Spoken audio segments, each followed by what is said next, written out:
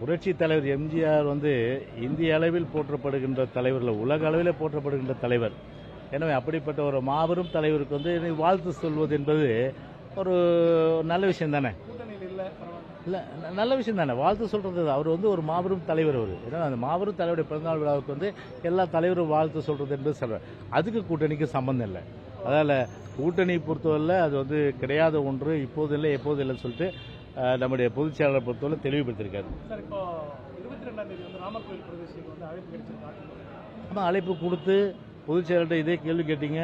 அவர் என்ன சொன்னார்? விருப்பப்படுறவங்க போகலாம்.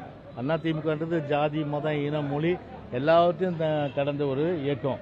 எனவே அந்த வகையில் பார்த்தீங்கன்னா வந்து எல்லாருமே போகலாம். அதில் வந்து இல்லை, விருப்பப்படுறவங்க போகலாம். என்னை பொறுத்தவரை வந்து இப்போ வந்து இறைவன் வந்து எங்கே இருக்கிறான்? இறைவன் வந்து எங்கே இருக்கிறான்? உங்ககிட்ட இருக்கிறான், எங்கிட்ட இருக்கிறான், இவங்க கிட்ட இருக்கிறான். அதுக்கு நான் சொல்லட்டுமா? அதை உள்ளதை சொல்லி நன்மை செய்தால் உயிர்கள் உண்மை வணங்கும். நிலை உயரும்போது பணிவு கொண்டால் உயிர்கள் உண்மை வணங்கும்.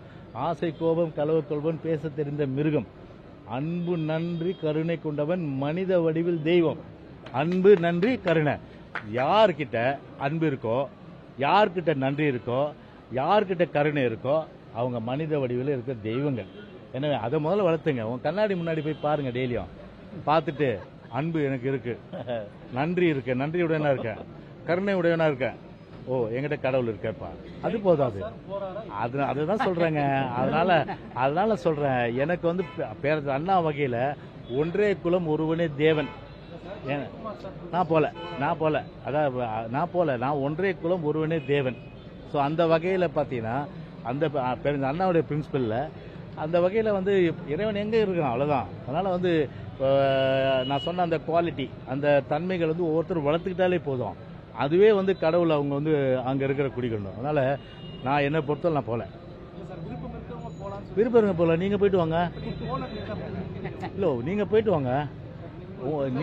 நீங்கள் போயிட்டு உங்களை யார் தடுத்தாங்களா? இல்லை, இங்கே இருக்கிறவங்களாம் போகிறதுக்கு யாராவது தடுத்தாமா? யாரும் தடுக்கலையா? அவங்க விருப்பப்படுறவங்க போயிட்டு வரலாங்க.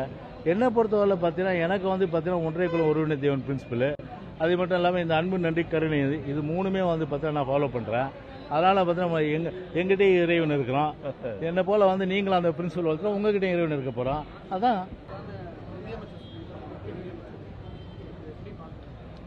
ஜல்லிக்கட்டு. இப்போ ஜல்லிக்கட்டை பொறுத்தவரை உங்களுக்கு தெரியும். உங்களுக்கு அது தமிழர் என்றாலே என்ன? ரெண்டு விஷயம், வீரமும் காதல். அந்த ரெண்டும் வந்து தான் தமிழருடைய இது. ஏன்னா அதில் வந்து பார்த்தீங்கன்னா இந்த வீரம் இல்லாதவன் தமிழன் கிடையாது, காதல் இல்லாதவன் தமிழன் கிடையாது.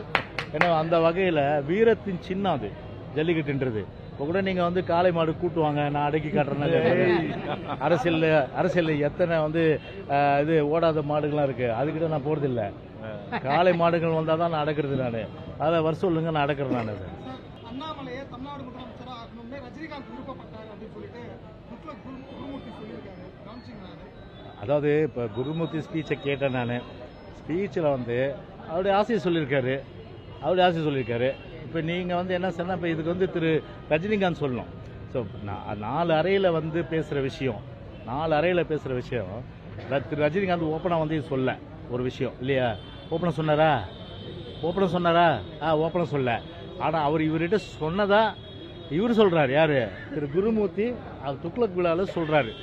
ஓகே, இதை வந்து தெளிவுபடுத்துறது யார்? நான் சொன்னேன்னா சொல்லியான்னு சொல்லிட்டோம். ரஜினி சொல்லிட்டோம், நான் சொல்கிறேன். அப்புறம் ரஜினிகாந்த் முதல்ல சொல்லிட்டோம், நான் சொல்கிறேன். அறையில் நடந்தது எப்படி அம்பலத்தில் சொல்ல முடியும்? அறையில் நடந்து அறையில் இருக்குது, அம்பலத்தில் வந்து சொல்லிட்டோம்.